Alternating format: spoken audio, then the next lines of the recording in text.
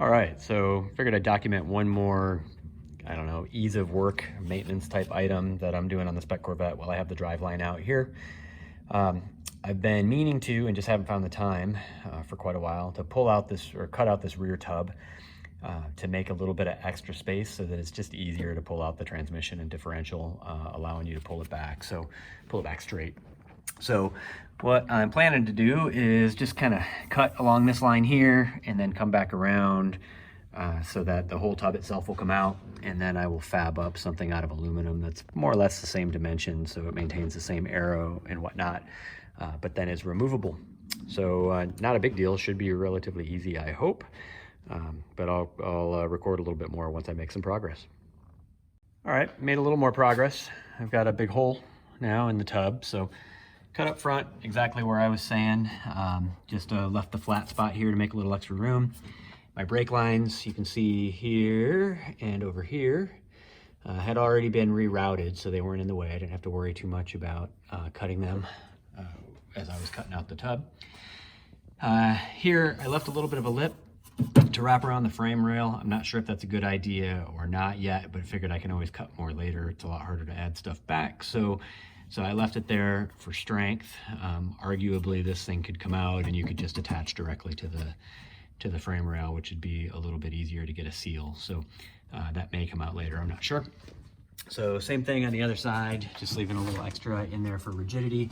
And then same thing in the back, I cut just below the ridge here where it wraps around the frame rail for strength. So that's it for now. I'll film a little bit more once I make some more progress. All right, I made some progress on this. As you can see, I got the rear end exhaust and stuff like that back in.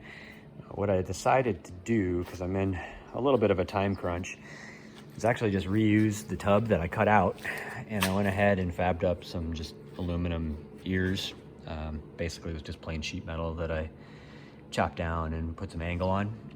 So that is riveted to the pan here, not really that big of a deal. All the way around, and it just drops right in. I've got some screws with nutserts holding it in at the top and the front, or I should say the sides and the front over here. In the back, this actually drops into the frame rail, so I just used a self-tapping screw to drop down in there so I didn't have to drill out a big old nutsert. But that's it. Seems like it's actually gonna work okay. Kind of wanted to go this route because I wanted to maintain the same aerodynamics of the car. I actually like the way the rear end sticks. I wasn't sure what would happen if I raised that up and just put a flat panel across the bottom. I didn't want to do that, so just decided to stick with this.